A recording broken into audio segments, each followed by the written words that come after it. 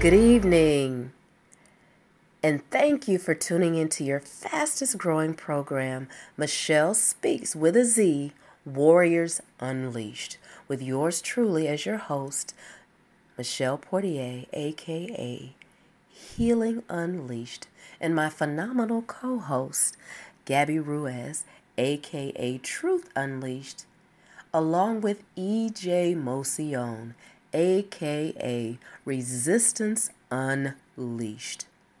Michelle Speaks with a Z, Warriors Unleashed, was created to bring a higher level of interpersonal awareness to people from all walks of life. We are dedicated to increasing self-assurance and addressing social issues within our surrounding communities. Michelle Speaks Warriors Unleashed offers personal growth and education to all. Our program is focused on fostering self-confidence through addressing pertinent issues encountered in everyday life. We offer unfiltered ways to approach traditionally taboo topics, such as brokenness, beginning at the root, the relationship between a mother and daughter. Brokenness in individuals due to trauma, often manifested as illness, and much, much more. We're dealing with crucial conversations because right here on Michelle Speaks, Warriors Unleashed, no topic is taboo. We pull the covers back from everything that is hindering us from healing and growing. Because if you hide it, you can't heal it. Be sure to hit that subscribe and notification button so you'll be alerted every time we're on the air.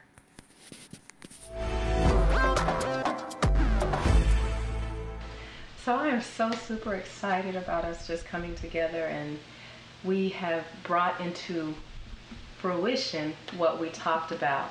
And so for the backstory, this is our inaugural Michelle Speaks with a Z, Warriors Unleashed. And this all came out of a conversation, much like we're sitting here now. Yes. And we were just talking about our upbringing and how our relationships are so different with women, and how women can be so jealous and competitive and envious, and even though we have all of our diversities and things like that, we wanted to be an example of how women, even though you may have a different upbringing, a different faith, a different, perspective on life, we can use those strengths and weaknesses combined together and come out with diversity unified. And basically it has affected or impacted the way that we do life, how we impact our relationships, Absolutely. how we show up in the community and in our relationships and in our homes and in our families and in the workplace and everything else in between. And so that is what brought us here. And so for me, I know my big thing on how I show up is healing. Speaking your truth, but without damaging other people. Absolutely. So AKA Michelle Speaks Healing Unleashed. And Gabby, you just, from the first time that I met you, I mean, EJ has talked so much about you. Like, I absolutely love it. I knew you before I actually met you. And so when I actually got the opportunity to meet you, and the energy that you bring is powerful. And you have so much to say. And you have so much to say that other women need to hear. And it's just so amazing to me because our backgrounds are so diverse. But the way we just connected, because I don't connect, especially with women, right away. There's a wall, there's a barrier there, but I didn't feel the need to do that with you. So I'm just glad that we're here now in this place.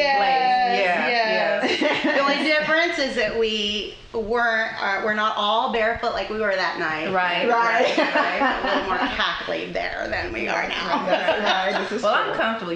This is just down for me. You guys know this is true. It's down. So I just, and so we're all going to share our perspectives and our journeys with the most significant relationship I believe that we have as individuals, is the relationship between a mother and a daughter, and how that brokenness causes us to show up in the world.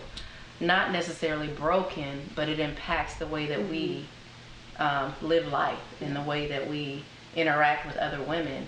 And so we're all going to share our journey, but tonight, we're going to focus on Gabby and her journey. Yay! AKA Truth Unleashed. Jump off the diving board first. Thanks, y'all. So the truth is about to come out. Yeah. So hold on to your seats. I hope you're ready. Disclaimer. We're not trying to hurt anybody, harm any relationships. We're just speaking truth. And so I just want to put that caveat out there. Yes. This is your truth. This is how you show up in the world. And so for any of Gabby's family that's listening out there, everything that's said is said in love, because if you hide it, you can't heal it. There you go. So, EJ, our other host. Hello. EJ # Resistance Unleashed. Resistance Unleashed. Let me tell you something. We all have a story, but after listening to these two ladies' stories, oh my God, you guys are in for a treat. So, Gabby. Yes. Let's get this party started. All right. Yeah, let's do it. I was waiting for this moment. So we'll start off like, who is Gabby? Who is Gabby personally, professionally, and spiritually? I would say that's probably the place where I'm most misunderstood who I am personally, because people see me in different arenas, around town. Mm-hmm. People who see me in a classroom, they get something different from me than what they do in a dance studio. This is true. And so they often think that that is who I am. And the favorite story that I always tell is that there was one instance where, I'd been teaching Zumba for years, and one of my students had invited me out to a salsa club, let's go dancing. And she thought, oh man, she does this all the time. She has a great time. We're going to have a great time. Well, what she didn't know is my bedtime's about 10 o'clock. So the fact that I was there till about midnight, I was like already pushing it. And she was just waiting for me to just go and like hunch on people, try to take them home, because that's kind of the freedom that we feel in the class, in a Zumba class, except I'm not, rubbing up against anybody. I'm just kind of pretending, and people just assume that that's what I'm about, and it's such a small little sliver. And people who really know me intimately know that I'm actually the opposite of that. Right. Yeah. So it's really easy to, I almost feel like I have an alter ego, out in public. And I could really count on one hand the people who really know who I am, like, at 10 o'clock at night, with a glass of wine, sitting on a couch talking or reading. So I am truly, I feel like I'm an introverted person. Okay. And I have a really hard time with small talk, and I don't have a really good way of pretending like that I'm entertained by it. Right. And so I'm usually kind of like, let's move on to the next thing. And I think that's where I start showing my little sense of humor to try to But is it put a little really that spice in it. you don't like small talk, or you just don't like superficial conversation? Yeah, I don't like superficial conversations. Yeah. I want to hear all people. That's always been, when I've dated people, that's always been my first question, is tell me something that nobody knows. I really want to get into that, because that's where the learning starts, Right. Sure. Small talk, there's no learning there. And I really think I call it filler conversation. Yeah. So that's it. I'm not a partier. Whenever we get together, to have birthday parties and things, I'm always the one sitting in the chair, and people are always trying to pull me out, and it actually annoys me that people don't see. I've been doing this, I don't know how 7 days a week. You think I'm gonna want to get up and do this? I'm not getting paid for it? Right. No. So does that mean if you got paid for it, you'd be different? Yeah.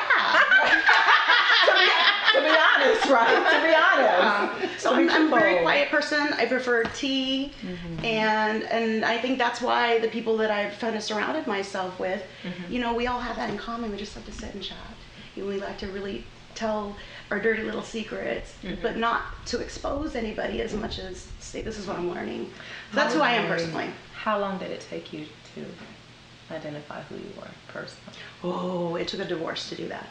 Wow. It took a divorce to do that. And I think you all knowing who I am, Yes. like I came from, first of all, being married the day after I turned 19, and Very young. marrying someone who I felt was a father figure for me, and I trusted it. I believed everything. I kind of thought he was God, and if he says it, it must be truth. It's biblical, And so I went 14 years like that until I started seeing that this God had this dark side had all of these things that I didn't admire and I didn't want to emulate, you know? And all of a sudden I turned from someone who voted for somebody in an election because that's who they voted for, to someone now who has pretty intense, down and dirty arguments with that same person over who I'm now voting for, you know? So it's a huge turnaround. So personally, would you say that it took the divorce for you to be able to find your voice? Yeah. As a person? It really, well, and I wouldn't even say what came after. Me to be able to say, I'm done. Like I had to have my voice to say I'm done. Right. Because nobody's ever, you know, it takes this big drama, you know, he had an affair, you know, and that's okay. That now we're all okay with why you left, you know, and even still then there's some argument, you know, you need to work it out. But like for me, it wasn't even that. It was, we are totally destroying each other. And I don't even like who I am. And I see my kids affected by my foul mood and my lack of inspiration. And so I waited for that momentum. And here's the killer, okay, is that it was year 2 of my marriage that I realized, man, I made a mistake. Wow. How long and I was married for 14. So I had to wait for this to build. That's a long and then finally, you know, that critical mass moment happened. And he was just like, oh, what's going on? You know, it was a complete shocker. So was it something specific like that?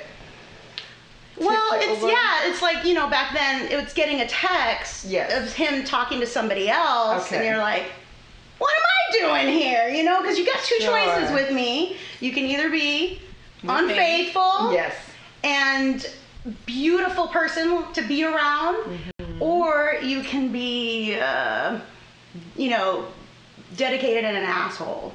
You can't have both. I'm so easygoing. Just give me one or the other. But I just couldn't do both. I couldn't do both. And so, and I have my side that I contributed to, because I don't think it was just him.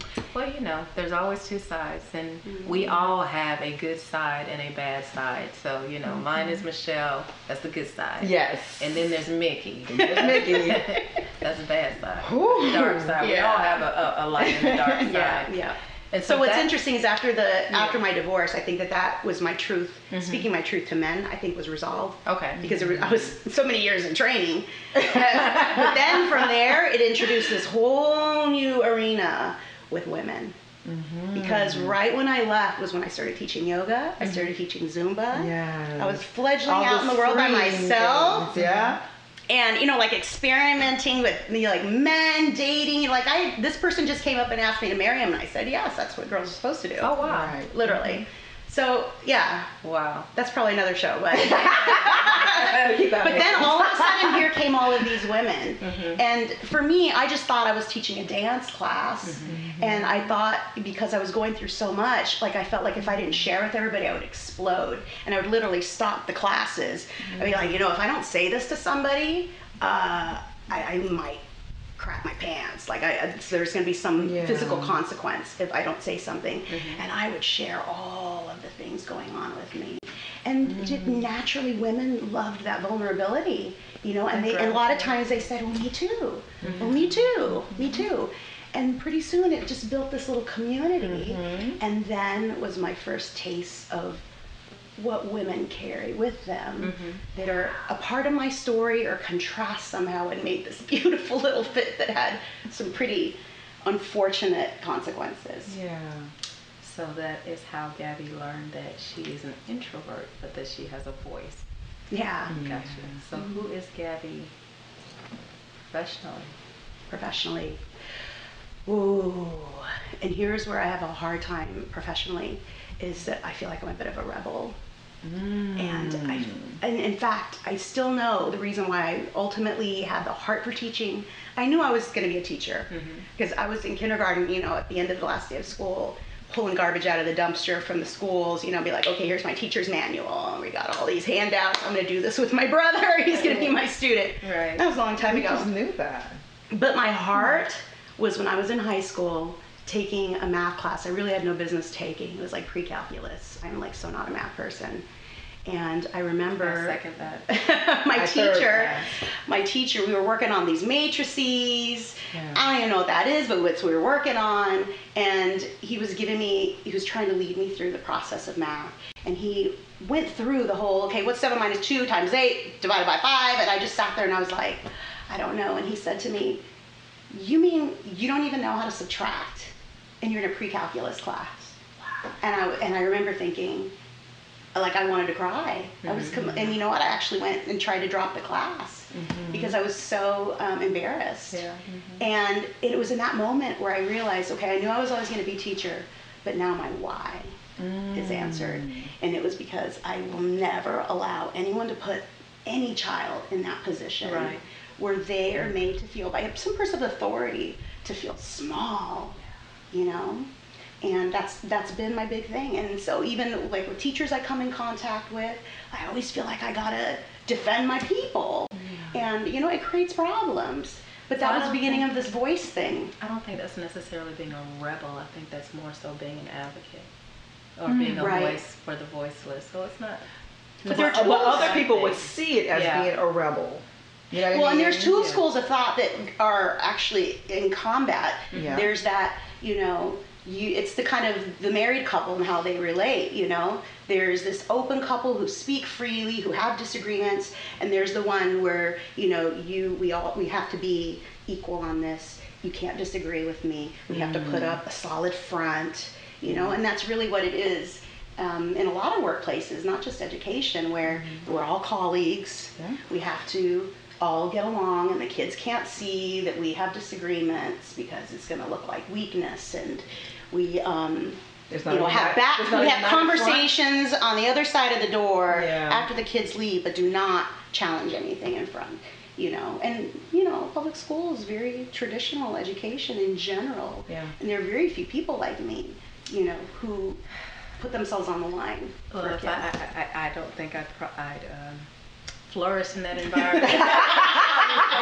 Well, you get graded for your professionalism. You know, a big part of what one huge domain in our evaluation is professionalism. And you know, and so but I tell you what, determines what's professional and what's not. All children are not the same. All children do not learn the same. They don't think the same. I'm a rebel at heart anyway. Be a rebel. I am too, as you guys know. And that's the place, right? That's right, professionally. So I had to learn how to smile. We were showing the stiff smile on the way over here. Yeah. Or that. Yeah, I don't think that you should give your child that. Don't do that. You know, I've had to learn how to be really careful with my words and disagree. Diplomatic. Yeah. Okay. Yeah. And kind of use code where it's like, I hate you guys. But the kids will never know. Right. So having to be that way in your professional life, does it impact your personal life and even, you know, your spiritual life? Because that's the next question. Who are you spiritually? Yeah. So, it does. It does because, you know, and this spills into my personal life. Sure. You know, I cannot have friends who will not listen to my feedback. And you know what? I let people get away with a lot of stuff because in my mind it's like, that's your life. You do what you want to do. But if they can't hear what I've got to say, if they get offended by truth, we are never going to be friends.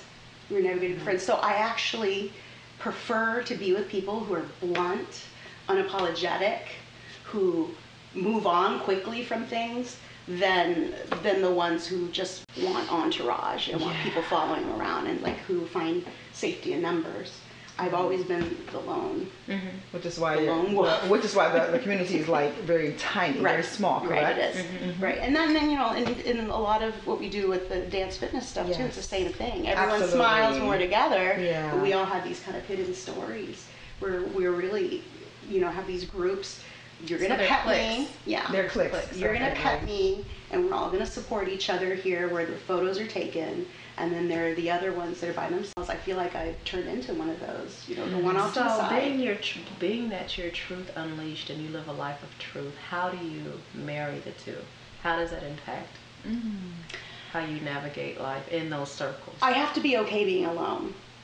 I have to be okay being alone, and which means that what I stand for has to have enough virtue for me to be okay with being by myself. You know, it has to be filled with purpose, and it spills into everything. I have very few people that I have this personal relationship with at work. All my works. Exactly. And I'm very selective about my intimate relationships, like in dating and stuff like that. Like I don't ever call back.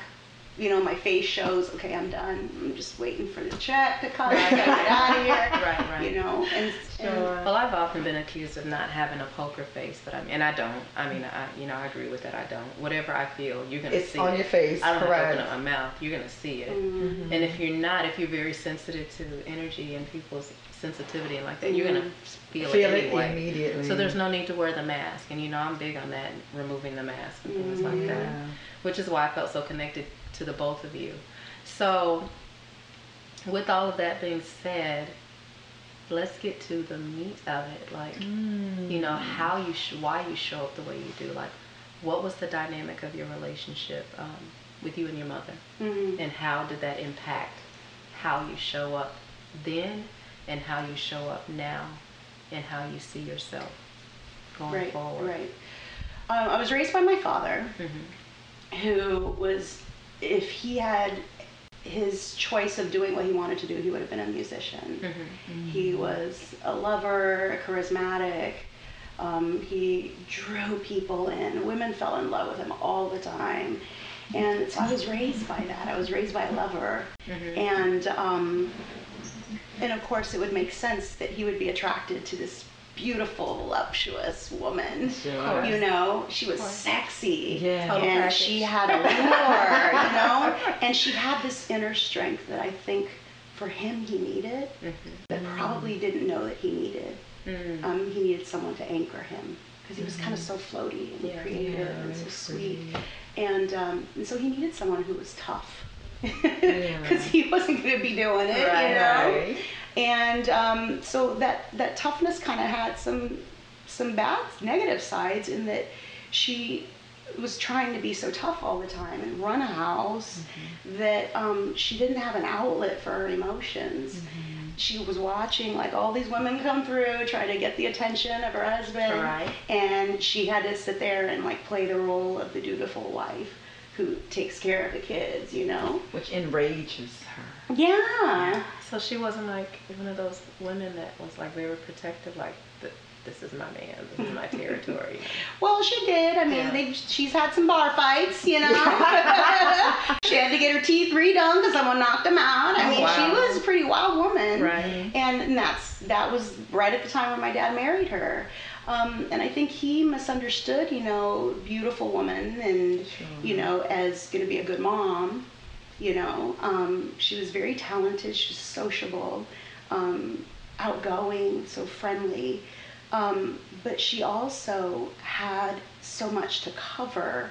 And I really do believe, after, you know, knowing all about her now through my experiences with her, is that I think she was a bit deluded about what it is to be a mom, you know. And in childhood, she would always tell my brother, you know, okay, so when I get old, you're going to buy me a house, right? Right? Right? You're going to take care of me, right? Right? So she ends up having a miserable life with my dad. And you know what? I don't blame that relationship. Like, it should have ended. Right. It should have ended. My dad didn't know how to solve problems, and she had a lot of them to solve. She left when I was maybe just coming upon my teens, and that was all she wrote, you know? So all I knew was my mom had these highs and lows emotionally, because she had nobody that knew how to hold her and say, it's going to be okay. That nurturing, You crazy. Right. That's all she had. And so I was really raised with no maternal, because even though she was a female, she didn't act like a female. Yeah, there was no nurture. And I cannot remember a time where she ever complimented me. So what's interesting is, you know, I contrast that to my father, who I was like goddess walking on earth, you know?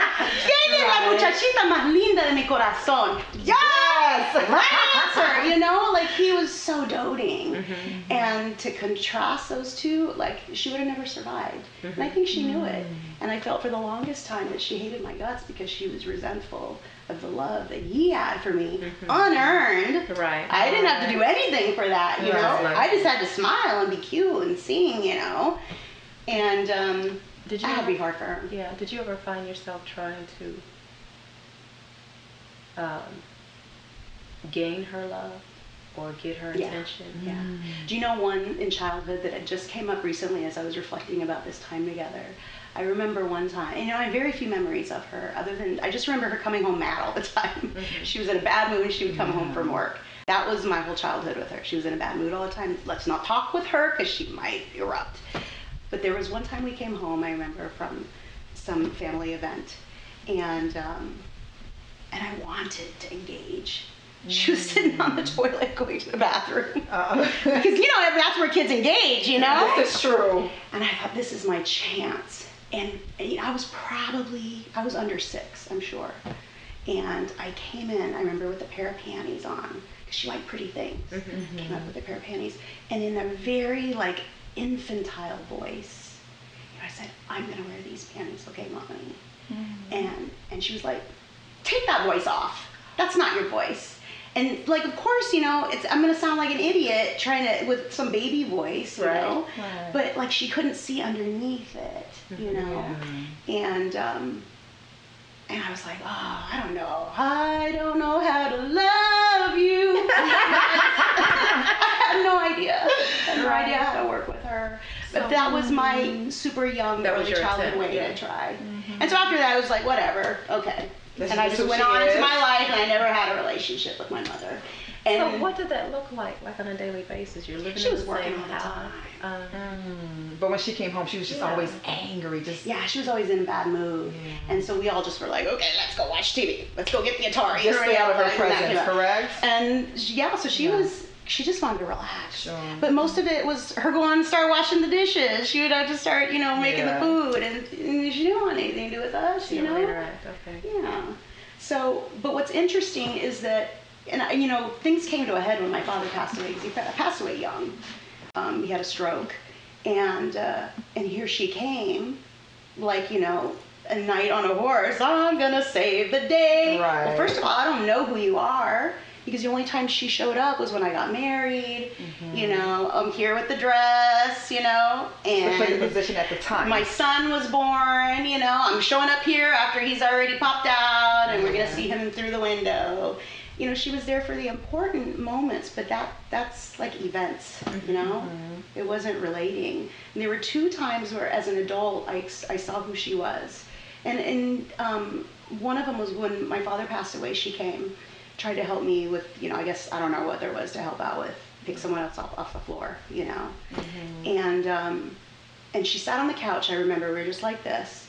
And she was just like, gosh, this was after I had already separated from my husband. And she looked at me and she said, hi, like, look at your life. This is exactly like mine. You ended your relationship with your husband, you couldn't stand him, and, you know, I did too. You had to pick up and go, leave, I did too. And I kind of got a little offended by that. And I said, here's the truth part. I said, yeah, and you left your children, took off to the other side of the country, and I didn't. That's the next day, we had to admit her to the hospital. Her diabetes kicked up. Ooh. She was that took her to the hospital. So do you think that was her way of trying to establish a connection, or just kind of find some middle ground? Maybe this was her little, you know, child voice panties moment. Absolutely. But all I knew was, how dare you, me being the child of you, knowing what happened, how dare you say that you and I are the same? Because the fact is, I'm here raising my kids. And you couldn't do it. And for good reason, because that meant you'd have to see this man you couldn't stand, you couldn't work with. So it's understandable, but then don't say we're alike, you know. So was there hurt? I mean, were you ever hurt at all? Or was there any emotion like that? Or was it just relief? I'm glad she's gone. When I was a child and she left, I was relieved, because she was a big source of stress. I felt like we were in competition. And I didn't know why. Competition for what? Your dad's My dad's affection. Yeah. Okay. And so her leaving was like, awesome, I own the place. And it was what a relief. And I remember she tried coming back, and I opened up the door, and there she was. I said, get out! You're not you left! You can't come back! Shut the door. And then my dad let her in anyway, and I was like, oh, God. And I remember it broke my heart seeing him like always take people back. And they were not good for me, you know? I lost track of where you were going with this, but well, where I'm kind of going with this is that the relationship that we have and the interaction that we would have with our mother in particular, really kind of shapes the way that we interact through life. Right. And it causes women to be competitive and jealous, and you know, that one-upmanship of like competing with the attention of men, whoever that male dynamic is. Absolutely. It doesn't even have to be a significant other. It can be a brother. It can be an uncle. It can male attention. Yeah. It's like and they that's crave it. Yeah. And what's interesting is that you know, I forgave my mom for being the way she was, because I told myself, man, if I was in her boots, I would kill somebody. Like I would have walked off. Like I can't even judge her for leaving us behind, because she, you know, mothering was not her best thing. She was a worker, you know. She was a hustler, and that's what she did. And I, you know, as an adult, I was totally okay with that. But there was also this caveat in that I don't feel like I owe you either. Right. Just because you're my mom doesn't mean that, you know. And so very oftentimes she would come back, and again, you know, she wanted this free life, no responsibilities, but then when things got rough and she needed cash, that's when I would hear from her, you know. And I remember having to write a letter to her and send it to her and just say, look, if you ask me for money, I'm never going to give it to you. But I also harbor no resentment for you, because I knew that you were doing the best that you could, and I probably would have done worse. So as a child, in that moment, did you resent her? Because I know as an adult now, you know what I mean, looking back as an adult, you know, you know where she was at that moment in her life. You understood it, but as a child, the only time I saw myself resenting it is when she would show back up. I'd be like, damn, can't you get lost? she sounds really like young. Can you just go away? Just go home. Just go away. Because the minute, you know, she would come around, it would be problems. Right. And I was just so happy to be rid of her, you know. But I never harbored any resentment. I understood. So do you think part of how she was because of her upbringing, or did you know anything about your grandmother and how, you know, what those expectations Yeah, talk were? about healing. I had very little to do with their family because they were all out of the country, you know, we were here. And I had this just beautiful stroke of luck that my cousin, her sister, was living here in Florida as well. And she said, you know what, I'm coming up to see you. And I was like, okay. And like, as a child, she was like my hero. She was just always so cool. She'd wear these glasses. Yeah. And she had the jeans, you know, those disco jeans that had no pockets. Yeah. I was just like, wow, she's so awesome. I love her. So I was like, this girl I love. I'm like sort of fangirling. And we sat down and we had one of these all night conversations. And that's when I knew that my mom, I always knew my mom had a bridge, but I didn't know it's because she got in a bar fight. She got her teeth knocked out in a fight. And that's when she told me, and I was like, oh my God. You know, and she told me a lot about how they lived and the circumstances that made my grandmother take her 3 youngest kids and get the hell out of grandma and grandpa's, and the other kids being left behind, how they would feel about that. Like, well, you taking the favorites, you know? And I was just like, I was so amazed that she even had any work ethic with that kind of setup, you know? She was an honorable worker, and she had a pristine house. Everything was always clean all the time. She was working all the time. So it's like, you know what? I'm mad at you. Just don't come asking me for money. Right. You know, don't come asking me to solve your problems for you, because I've had to learn how to solve my own because I wasn't taught how. You know? And so I'm grateful to her because I feel like a big part of that is with me. But in Like, that sense, isn't it, from after learning about what her upbringing was, you do what you know? And so Yeah. it didn't cause you to have any like Yeah. compassion towards her as far as... Yeah, and I would think that's probably been the toughest thing for me, is to learn how to forgive whenever someone has done me wrong. You know, just as I was offended by her saying that she and I made the same choices when she didn't, you know, it was hard for me to not look her the same, you know, and that's kind of when I started kind of chopping some things off with her, you know, and we never had a similar relationship ever again. And she was always one of these that would say cruel things when she'd get caught up in her feelings. Yeah. But she also came back and was like, okay, anyway, let's go to the mall, you know? And was like, there no apology? No, there was no apology because she's a mom. She didn't have to apologize, you know? I gave birth to you. That's it, right? You know? So, are there any regrets now? No. I think, you know, that luckily because of all that I was going through, I was awake, you know. Yeah. It took going rock bottom emotionally with, you know, someone who you feel betrayed you, to be really open about the consequences of your choices, you know, because I know I contributed to the failure of my marriage. And so I realized, okay, so now here is, you know, my chance to do good. And I was really careful about that. And so I had to really mind my words. But, you know, we got to the point where she was coming back and she would say cruel things, and then I would distance myself with silence. You know, she would call and I'd just be like, I didn't say that. Because I didn't want to have to talk to someone after the things that she said without her acknowledging it. Right. You know? I think I got one apology from her. And it was literally like, look, Gabby, I'm sorry, okay? So let's just get over it.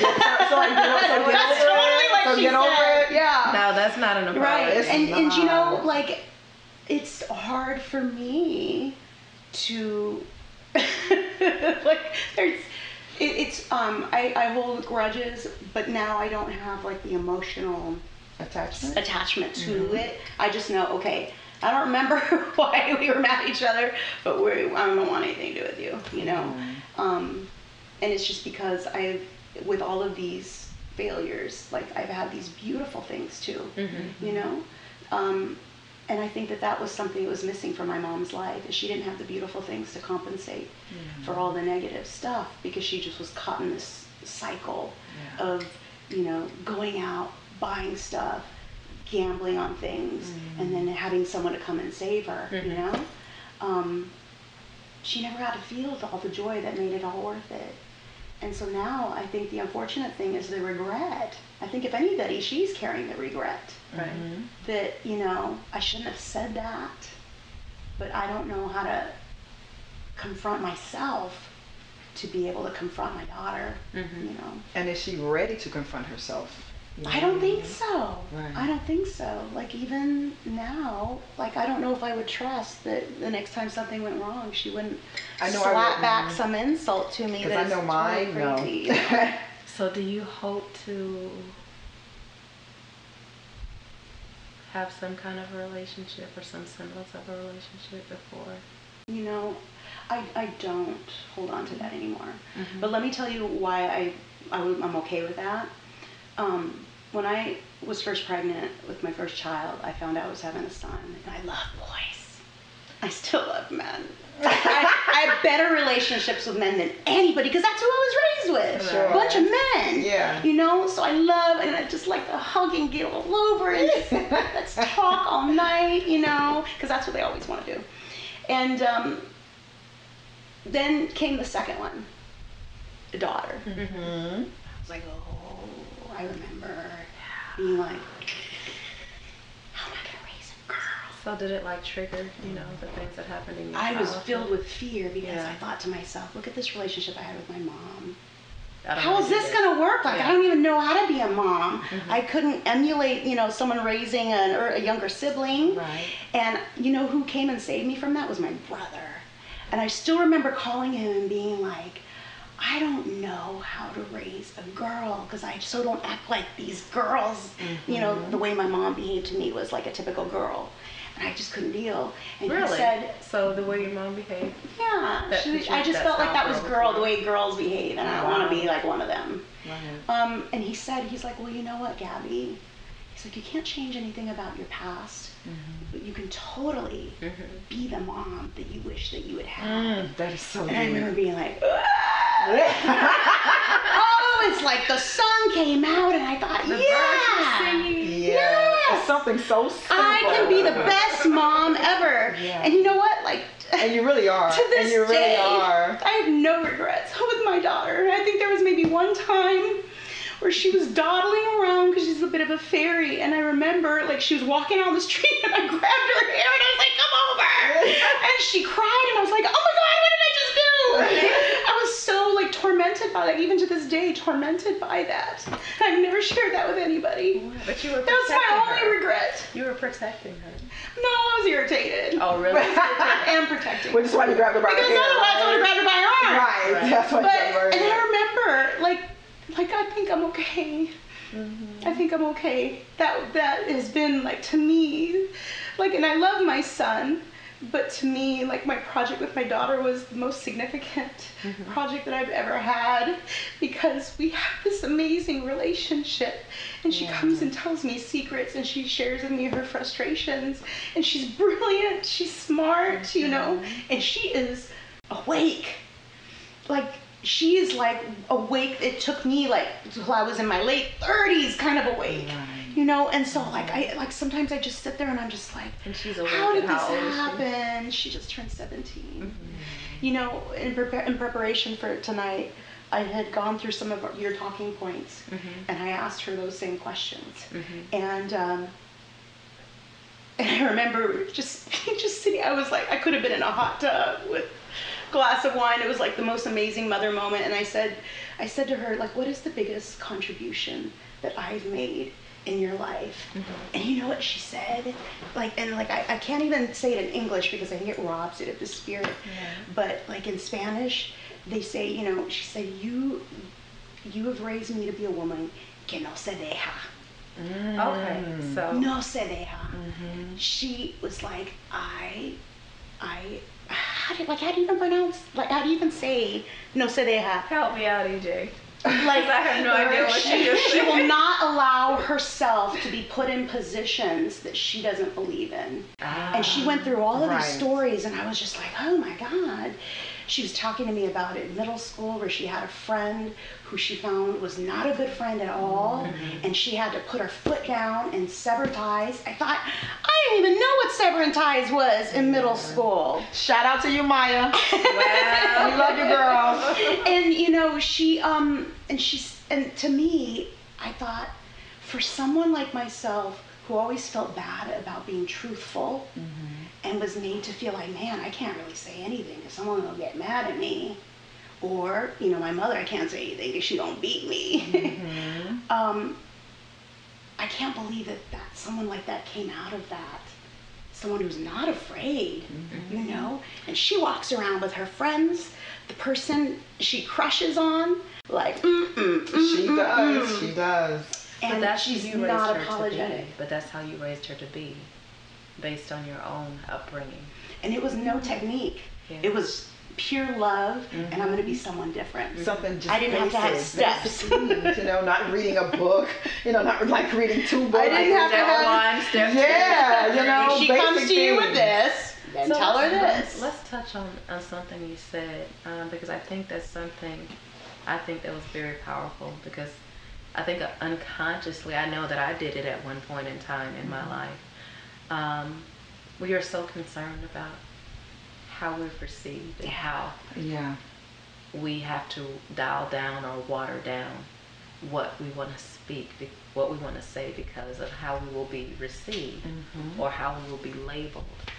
And so we unconsciously, I believe, do that with other women as well.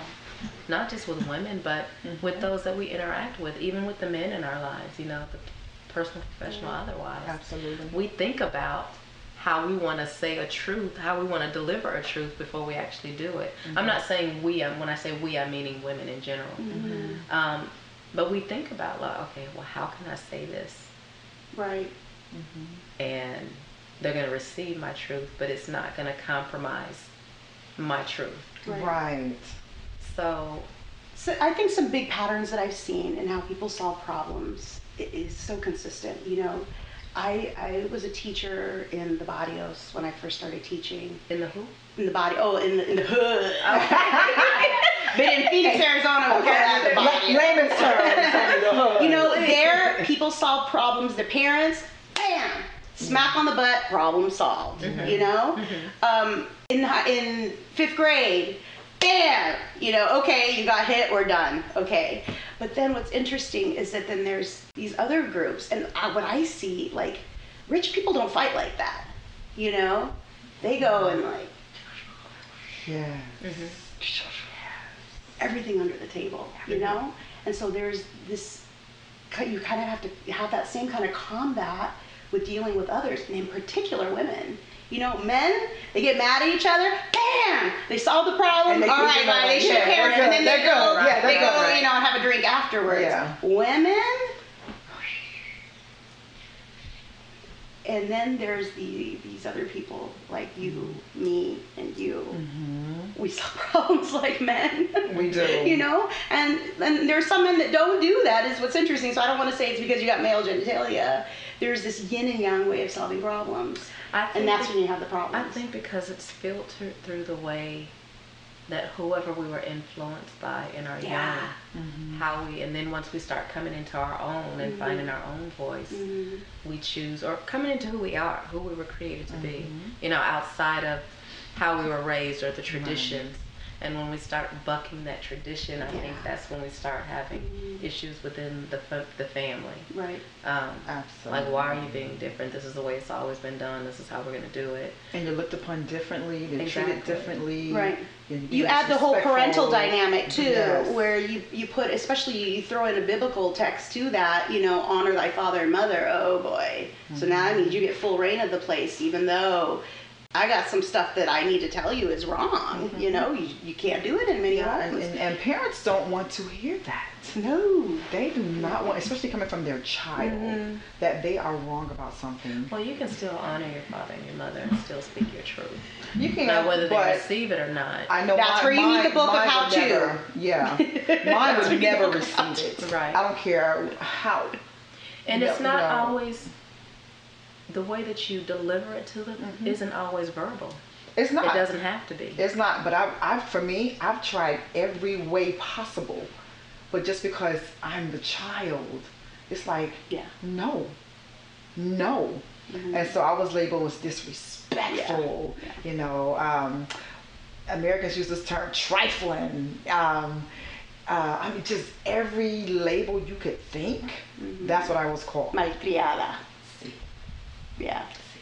And so I call it setting healthy boundaries. you know, you know, and so what I had to do with my parents was just sever the relationship altogether. The best thing I could have ever done in life was sever the relationship. And so for me, it was, you know, going on my journey, people would put that pressure on me with those, especially with the mother. But that's your mother. That's your mother. That's your mother, and you should, and you should, and you should. And so for so many years, I you know, it was such an abusive relationship. Because there's always something done. I'm looked at as the bad guy, you know, because I'm like, I'm not going to do it anymore. But that's your mother. Right. And then when I do go off, then I'm really looked at crazy, you know, because it takes me a while because I'm such a happy girl. Yeah. So I kept forgiving and forgiving and forgiving, and I'm like, I got So to the you point have where that it's like, slow simmer and then you explode. yeah, I do. Yeah, I do. Because I like to, very dangerous. So people watch out, okay? Take note. Okay, I will come for you. Okay? I will come for you. I am that girl, you know. And so for me, I know my mother was. She was the very first woman to betray me. That is me. My mother was the very first woman to betray me, and that for me, that was a killer for me. it just destroyed everything for me. But what I tried to do on the opposite end was connect with girls, connect with women, and not be like her. But I always ended up with women in my life that were just like her. Yeah.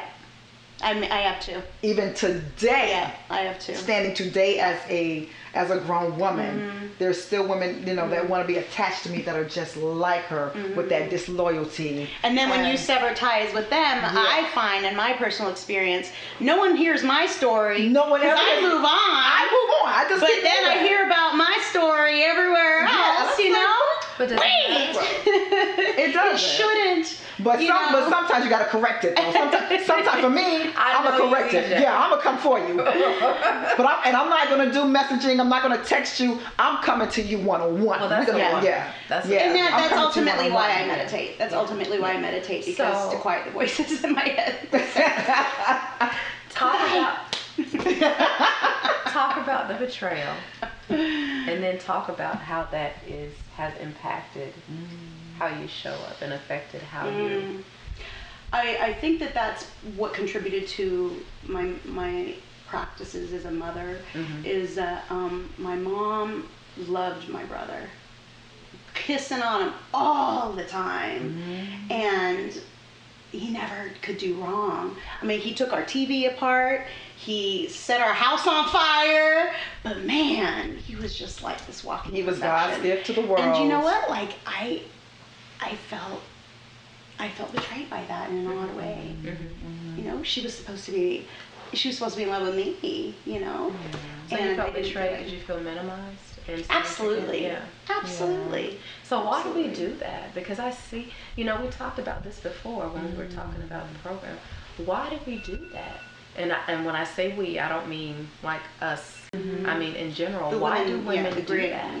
Because I see that a lot. Women, they idolize their sons or the men in their lives, and they belittle or minimize the women. So we're repeating the cycle. Yeah. So that's another reason why I think it's so important for us to be having this conversation that we're having. Absolutely. Because somebody's got to break the cycle.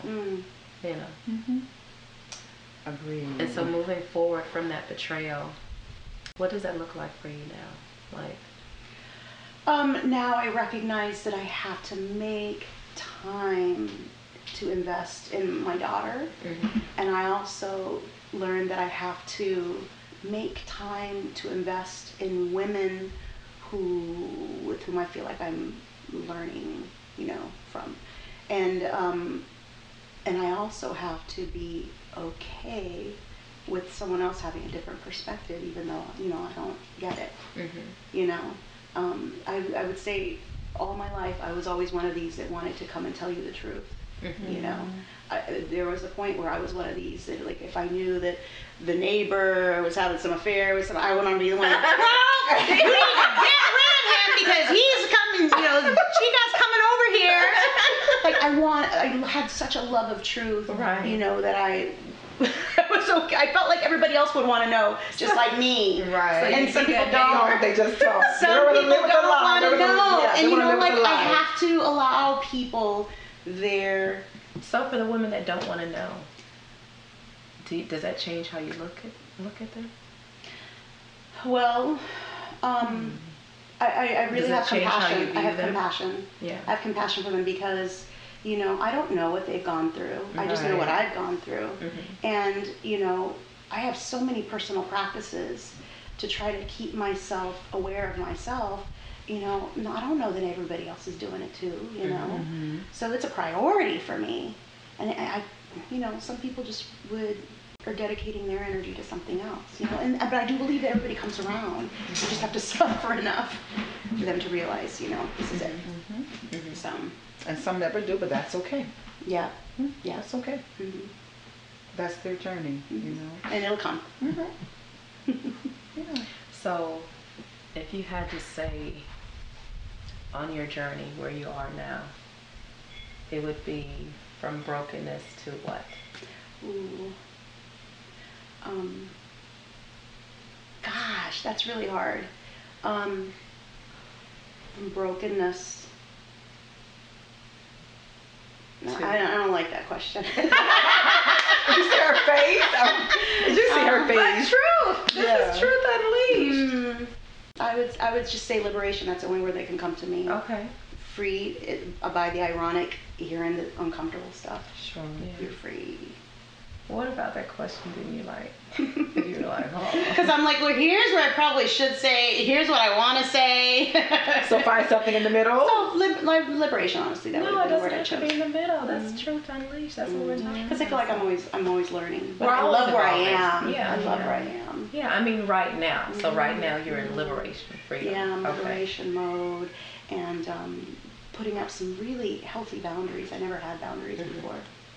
So what has been the secret or the key to your success as far as being stable, stability in what you've learned Oh, and grown wow. and evolved from? It's being home, and finding joy in the simple practices of my home. You know, I meditate. I have a daily yoga practice. I have time in my day where I'm able to read from amazing thinkers, and then that is really my saving grace. I've had to turn my home into a sanctuary. Before it used to be party central because I thought that's what girls like to do, and it just didn't feel good to What do me. you mean by that? I mean, It's probably another show, Michelle. I mean, it's part of. Yeah, well, because I wanted everybody to be happy. Gotcha. And so that means that Because I that's put what- aside the things that I want, and now nobody coming over to my house like you seriously are And I only like ask that in the because inner that's what women sanctum. do, and we all think we're alone in doing that Right. because we're kind of groomed to be nurturers. You know, nurture everybody else, put yourself last. So I find this quiet comfort in folding my laundry, washing my dishes. I know it sounds simple, but yeah, it's Well, the little things. And I don't have the cleanest house in the world, but I love order in my home.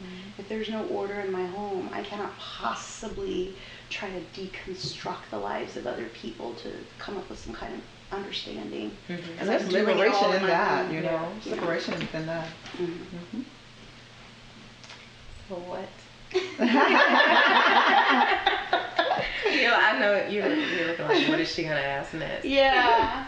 EJ, you have anything you want to ask? Wow, I mean, I think you're taking all of my questions. It's like telepathy. Like, what's You in know my what brain? that's called being in sync. That's Yeah. called being unified, kindred. It's like as soon as it comes to me, it's coming right out of your mouth. Yeah. You know, which is awesome. Is there a hair hanging off the side here? I can feel. It's just but it's cute.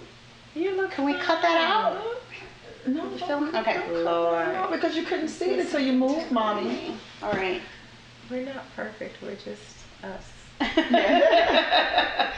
Which is perfect in itself. So, what's been one of your defining moments in your journey to liberation? I already mentioned raising my daughter. Mhm. Like that to me has been the greatest gift, and she's my savior, truly.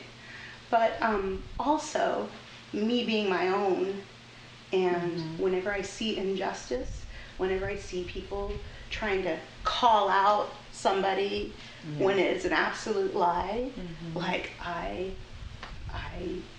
say my thing, You speak the truth. Mm-hmm. And in saying that, here comes people with that claim they love you so much, and all of a sudden they don't like you. They don't care for you. Then here comes the rumors, and you're this, and you're that. And I just say, bless your heart. Yeah, Bless your heart. a little touch. Because you'll be at a point where you'll be in my position, and then it will all make sense. And people always come back. Yeah. After they've gone and they've healed, they come back and they're like, I understand. There's a scripture in the Word that talks about, do I offend you if I tell you the truth? And depending on where people are in their journey to healing, or maybe even in their revelation that they even have something that they need to be healed from, when they hear that truth, it's through the lens or through the perspective of that hurt. And so they may not be able to, you are offending them when you tell the truth. I know I've been there. And so the wonderful thing is, for those that are truly supposed to be in your life, they come back around. Oh yeah. Yeah. And I've had the blessings of having really just unsavory experiences with people, and then they've come around and it's just been healed.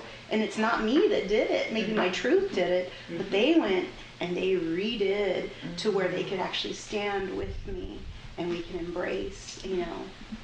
So what I'd like you to say, Gabby, for those that are listening, we've talked about a lot. We started out with brokenness in the most important relationships in our lives, which is the relationship between mother and daughter.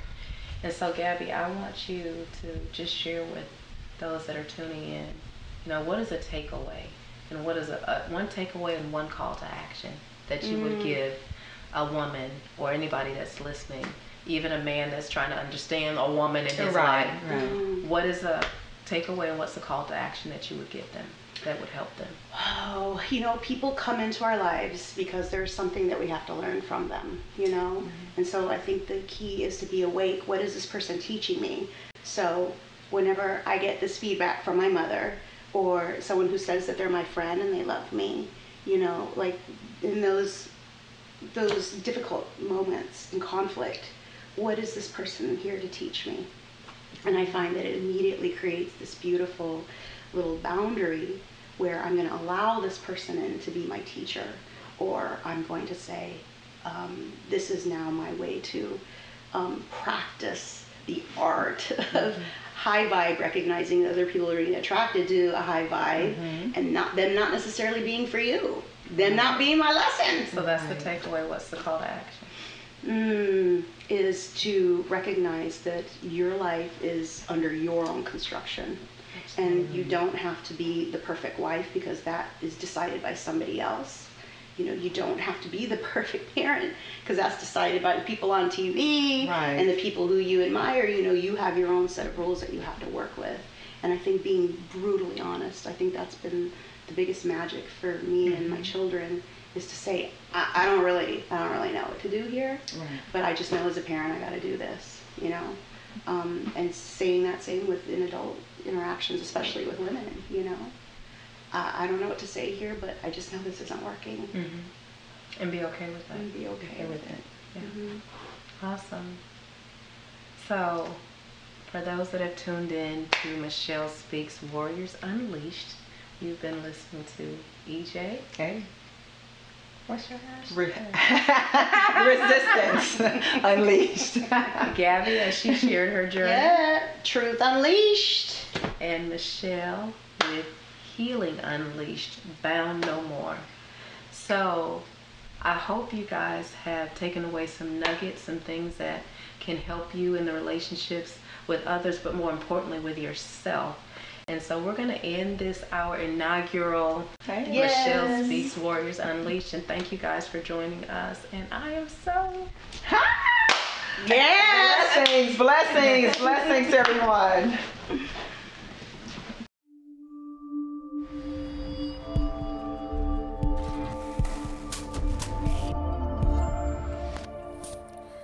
Thank you for joining us here at Michelle Speaks with a Z, Warriors Unleashed. It is our sincere prayer that what you've heard has blessed you and provided you with information you can use to help you in your situation or someone else's. Continue to stay tuned in with us as we get to the heart of the matter, because if you hide it, you can't heal it.